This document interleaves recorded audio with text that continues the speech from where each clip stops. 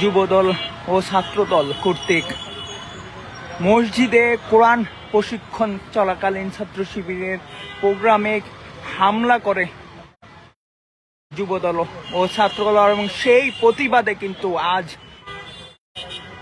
বাইতুল মোকাররম মসজিদে জোহরের নামাজের শেষেই কিন্তু বিক্ষোভ মিছিল শুরু করে। দর্শক, এই মুহূর্তে আমরা রয়েছি রাজধানীর মৎস্য ভবন।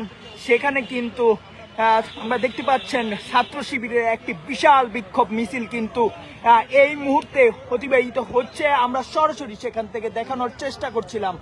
দর্শক, যুবদল ও ছাত্র দল কর্তৃক এই হামলার প্রতিবাদে কিন্তু গতকাল তাৎক্ষণিক বিক্ষোভ মিছিল করে নোয়াখালী এবং স্থানীয় বিভিন্ন জায়গায়, এবং তারই ধারাবাহিকতায় কিন্তু আজ সেই বিক্ষোভ ঢাকায় মহানগর কর্তৃক কিন্তু বিক্ষোভ মিছিলে করছে। আপনারা দেখতে পাচ্ছেন এখানে কেন্দ্রীয় দায়িত্ব সহ অনেকেই কিন্তু উপস্থিত রয়েছে।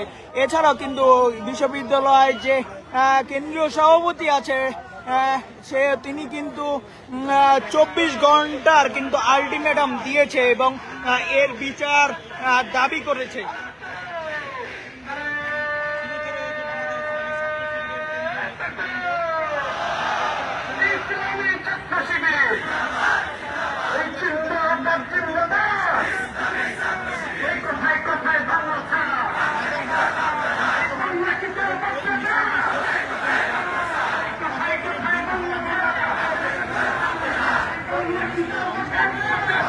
দর্শক, এই মুহূর্তে আপনারা দেখতে পাচ্ছেন জেগে উঠেছে শিবির কর্মীরা এবং রাজপথ কিন্তু প্রকম্পিত করছে। এবং আমরা বলে রাখি, গতকালকে